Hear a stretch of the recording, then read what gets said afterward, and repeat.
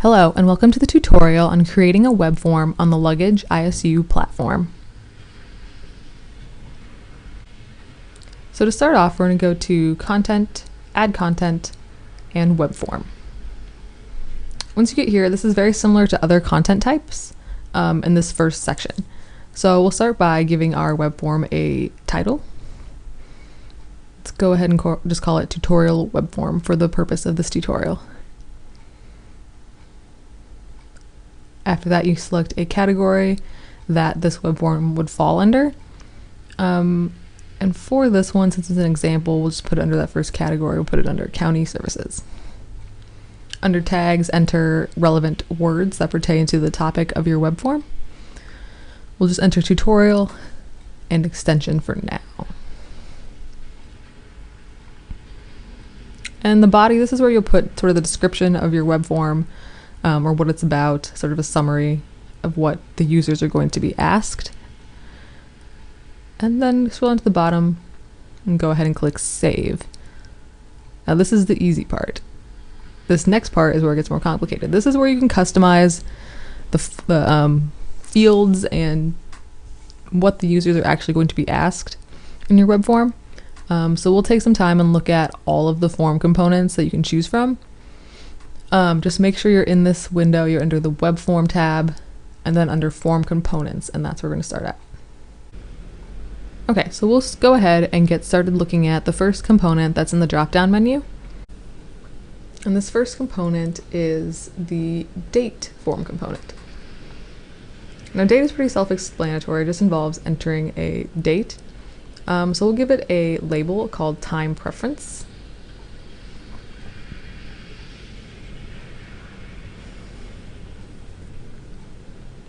And we want that to be not required, so you will not check that button to the left of Add, and then go ahead and click Add.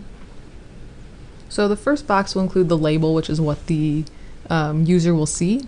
The field key is sort of what the computer will read. As you notice, it can't have any spaces or uppercase letters. We don't need to give it a default value for this one, so we'll leave that blank. Next, here you can enter a description, but I think that's pretty self-explanatory, so we won't enter anything there. Let's go ahead and stick to the user time zone. And then down here you can select to hide certain aspects of the date. We'll go ahead and hide year, just for this example. And we don't want this to be required, so we'll leave that blank. And we'll leave the start date and end date as the default. If it's something that's going to extend over a long period of time, you can always increase those values. We want to enable the pop-up calendar, so make sure that box is checked so people can select from the calendar. And let's go ahead and click Save. As you can see, it has now been added to your web form. Let's look at the next one, which is email, also another self-explanatory one. We will just call it email. This one we want to be required because we want to make sure we know how to contact the people who fill it out. Then go ahead and click Add. Same thing, label and field key will appear at the top. We don't want there to be a default, but we do want, this is a good idea to use, the email they're logged in with can be automatically entered into the email box. So we'll go ahead and click that. Users will also have the option to overwrite that and add a different email if they desire. We won't add a description. We will allow for multiple email addresses, so they want to be contacted in multiple emails. They can separate the emails with a comma. Let's leave it as short format. It is required, and we do want it to be unique, so someone can't fill out the form with the same email address for different people. All right, go ahead and click Save. All right, let's go to our next form component, which is field set. Now, field set is different from the other components because it's not one that the user will actually be entering a value into. It's used for organizing different fields or different form components that you've created. Say you're having a web conference and you want people to put their input or suggest questions that should be asked of the presenter. So we'll go ahead and just call this field set questions. And you'll be able to see later, we'll be able to group questions underneath the field set option. Let's not make that required. Let's go ahead and click add. And here we'll put a short description saying these are questions that you want to have the presenter be asked.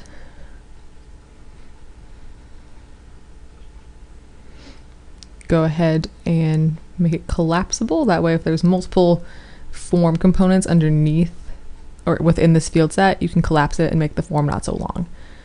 Go ahead and save that, and there you have it. All right, next form component.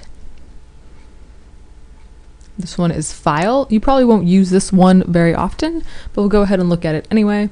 For this example, let's say that there's a couple users who you want to fill this out, who you want to enter a schedule of some sort. We'll just do that for our options. We'll call this schedules.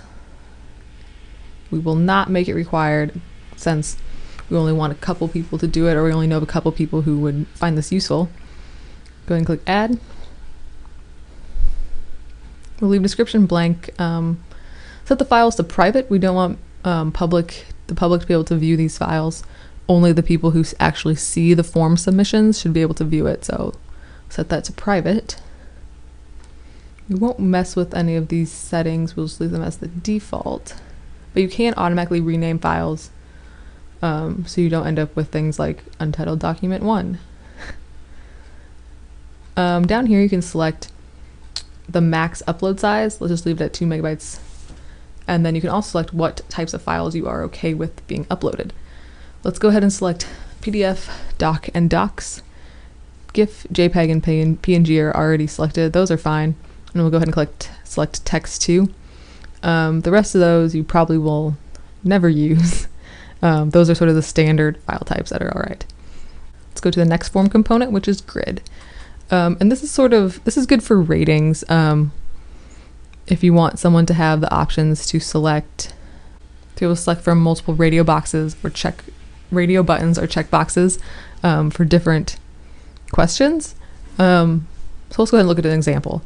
We'll go ahead and call this rate experience, which is this is probably the most common thing this would be used for. Go ahead and click required.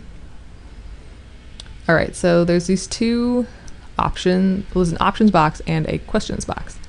So options are what the people will be able to choose from.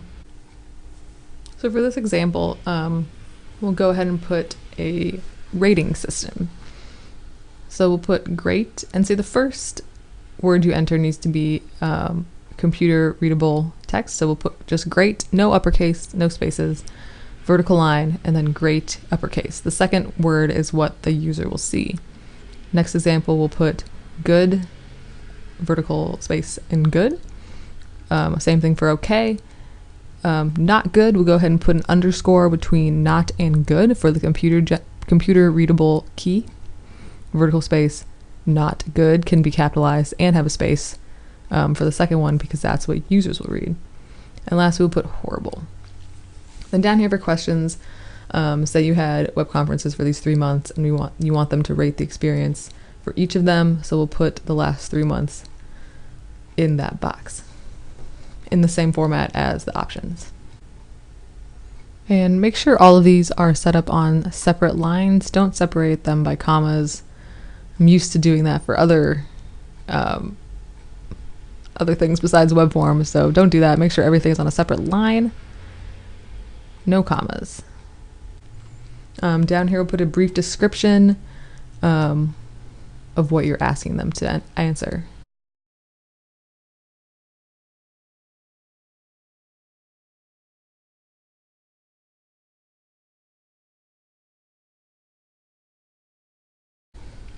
We want to make this one required and keep those options sticky to the top. So keep that box selected and then click save.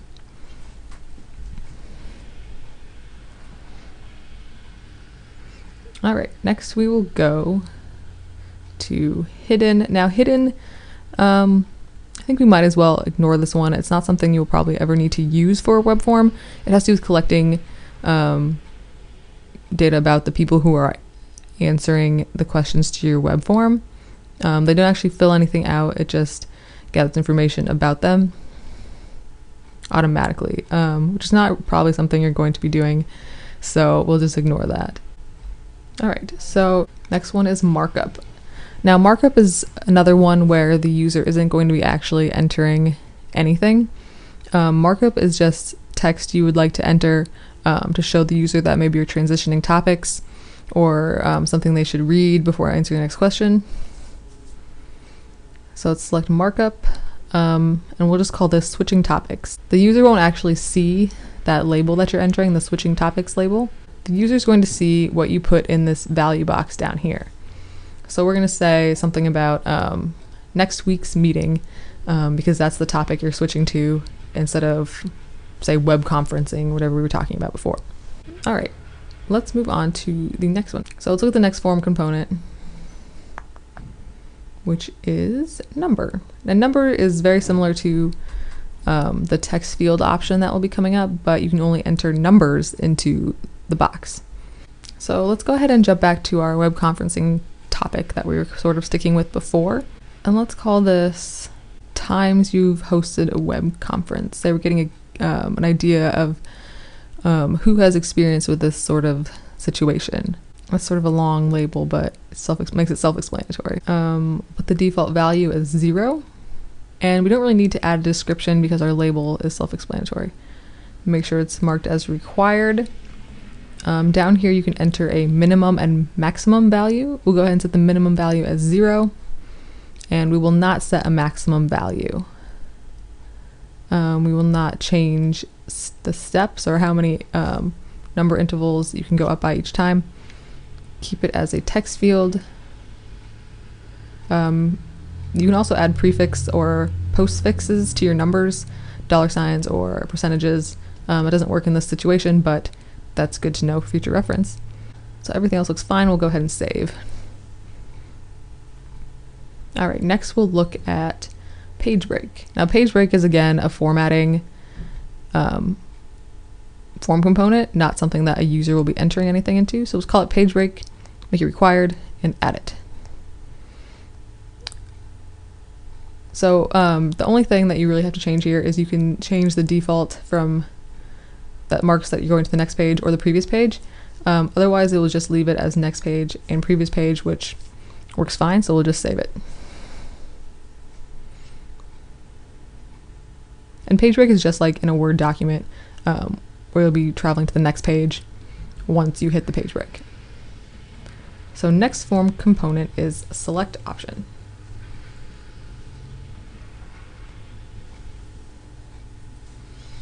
And select option allows for multiple checkboxes that someone can select from. So we'll put the example, we'll call this software used, says required, and hit add. And what I mean by that, we'll put in the description. So what I mean by software used, let's say it's software the users are comfortable with using in presentations or in web conferencing, and we'll just list a bunch of software and they can check which ones they are comfortable using.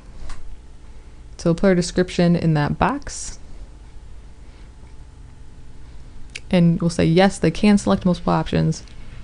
And then down here, we'll put our options. And this is the same format that we had for grid, where you need to enter a computer readable text first with a vertical line, and then the text you wish the viewer to see.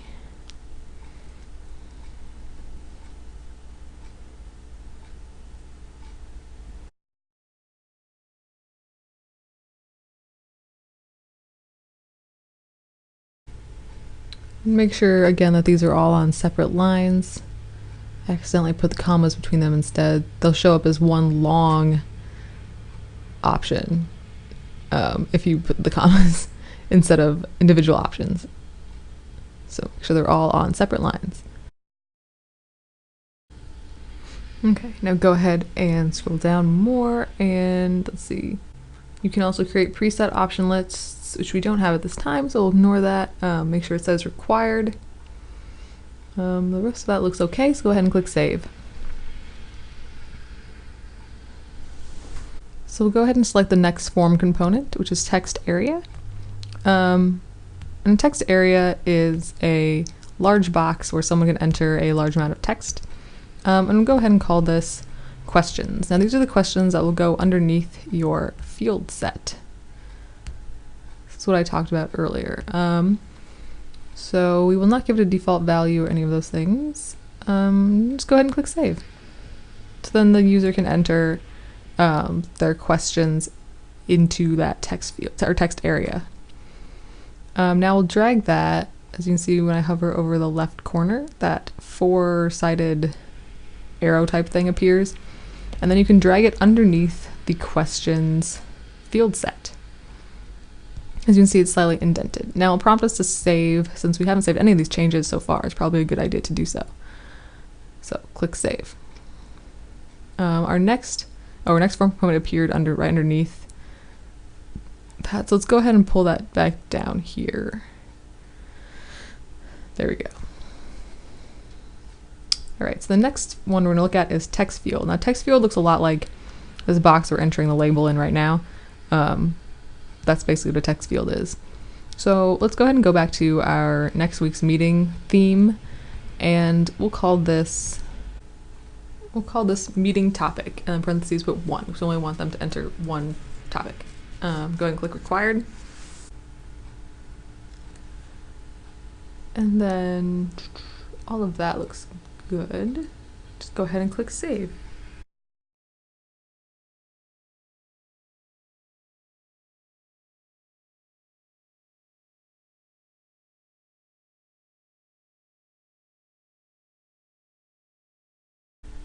Now the next one we're going to look at is time. And let's put the label as meeting time. Required and add. In the description box, well, let's go ahead and leave that blank. It's pretty self-explanatory. But here you can enter a start time and an end time. So say you want them to only be able to enter a time that's after 9 a.m. and end time, let's say 4:30. And let's stick with a 12-hour time format. Let's make the interval 5 minutes, so they can't set a meeting at 59. It will be at 0 or 5, etc. So let's go ahead and do some reformatting while we're here. You can put your cursor over the left-hand side of your form components and drag them around to order them the way you want them to appear in the actual web form. So we want to group everything that went with our web conferring topic at the top. Enter our page break, and then switch the topic after that. So let's pull all those up there, all the web conferencing ones. Page break. And then we'll have our 2 questions about the next week's meeting underneath that on the next page. So yeah, everything is ordered how it's going to appear on the web form. And once you have that all set up how you like, go ahead and click save. All right, so since we've looked at all of the form components, we'll look at some other aspects of the web form. So first off, look at this clone option. So you can go ahead and enter email clone. Oh, whoops. Go ahead and change the field. Need to change the field key as well. We'll put email _ clone and click save. As you can see, there'll be a replica of your email one, but with a new name. And then to edit it, you can click the button on the left, which is edit, change anything you'd like, and click save. To delete it, click the button on the far right. It'll ask if you're sure, and go ahead and delete it. Okay, now we'll also look at conditionals, which are not always necessary, probably very rarely necessary actually, but we'll just show you how they work. So let's say it says if we enter the box email. So if the email is, let's put in an example email, we'll say John at email.edu. So if that's the email, then our files form let's see, our files form component, what did we call it? Schedules. So the one where we said that people could enter a schedule in file format, we'll select that. So if the email is john@email.edu, then schedules, which is the file form component, is required. So say he is a special person who we wanted to have enter a schedule in file format because we need to work around what's going on with them. We will set that as required for just him and no one else. Click add, and that will be added to your web form. So when he goes to fill it out, he will be required to upload a schedule, unlike anyone else on the anyone else who would be filling out the web form. All right, next we're looking at emails. If you put an email address here, that person will receive an email anytime someone fills out the web form.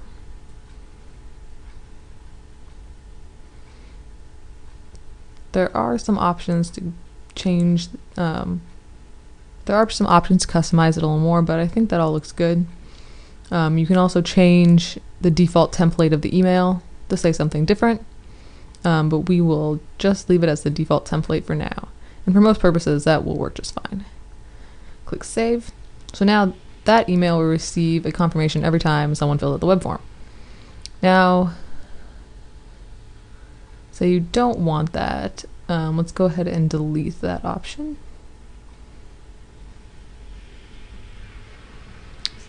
Click delete. And say you want the person who fills out the web form to receive an email detailing what they filled out after they fill out the web form. Then you'll select component value email. You're presented with some similar options as with the other email option. We'll just go ahead and scroll down to the bottom and save. And make sure you save this page before you go on to other things. Next, we'll look at form settings. Let's come back to that confirmation message in a second. So down here, you can choose for your users to see a confirmation page, a URL, or no redirect, just remain on the same page once they enter the web form.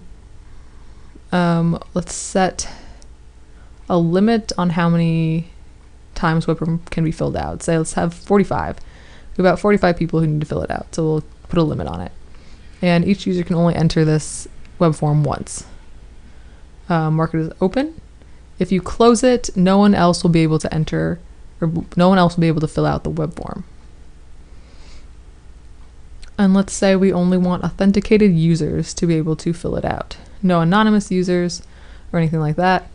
All of these other options, you will not have these. You have to be an authenticated user to have these other permissions. So we'll just set it as authenticated user.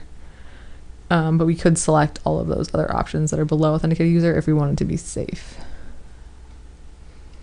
We want them to be able to see their progress and track how they're doing. Let's select all of those. We want them to be able to have a preview, see what they entered before they submit, and we'll enter a little message for them saying, this is where you'll preview your submission. Preview button label, the default is just preview, so we will leave it as preview. Previous page label, previous page works fine, we'll just leave that as the default. Preview message. All right, let's scroll back up. Oh wait, never mind, let's look at include in preview. We want all the boxes to be included in the preview. Advanced setting, let's say we want them to have a save draft option so they can come back to it later. Automatically save between pages, that's a good idea as well, so people don't have to fill out the form again if they X out or something happens to their internet connection. Confirmation message. Now here, this is what they will see once they submit the web form. So let's go ahead and say, thanks for taking part. You will receive an email regarding your web form submission. your submission results for your records. And then we'll say thanks. Make bold. Excellent. All right, now go ahead and click save at the bottom of the page. And it says your form settings have been updated. Great.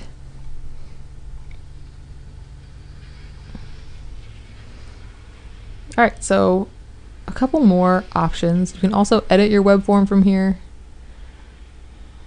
Click on edit, it will take you back to that initial page, which really doesn't have that many options, but if you decide you want to change what's in the body, that's probably one of the reasons you would go here. You can also delete from this page as well. View is where you'll actually see how your web form ended up being set up. And it's always a good idea to check the web form yourself, make sure everything works, make sure it's set up the way you want the questions to be answered. So you could always do a practice test and run through it so you know what the users will be experiencing when they fill it out. All right, so now you can take a look at your web form and make sure everything looks good. We'll do a trial run real fast so you can see how that sort of web form will look. So my emails automatically be entered. Under time preferences, you can use a calendar, enter a date manually. There's no year shown. Next is the schedule, upload a file. Here's our field set with our question box. And you can close that. And we could have created multiple question boxes so they could enter different questions in separate text areas. Next we have our rate our experience radio buttons. So that one was good, that one was great, and that one was not good. Times you hosted a web conference, we'll enter 4 for this example. You can select the software that you're comfortable with, and you can see our little description is at the bottom of the list right there. You can save draft or continue to the next page. As you can see, we have our little progress bar telling us how long we have to go. This is for the next week's meeting, so we'll enter the meeting time we would prefer. And the meeting topic we'd like to address.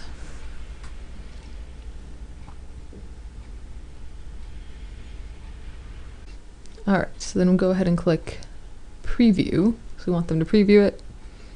We get our little message saying preview submission before submitting.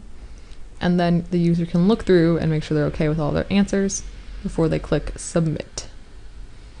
All right, then it'll give us our little message saying thank you for filling it out. The progress bar is completely filled out. And that's what the user would see when they were done. And then they would also receive an email showing their answers as well. We'll click go back to form. And as you can see, we get this little thing saying that we can't fill it out again because we've already filled it out. So we know our form settings are working. And then you can also return to the web form and make any changes you need to make before you send it out to users and let them know they should fill it out. Thank you for watching this tutorial. I know it was a long one. If you'd like to learn more about Luggage ISU, visit luggagedocs.info. This tutorial was made by Iowa State University Extension and Outreach IT in conjunction with Iowa State University Biology IT. Thank you.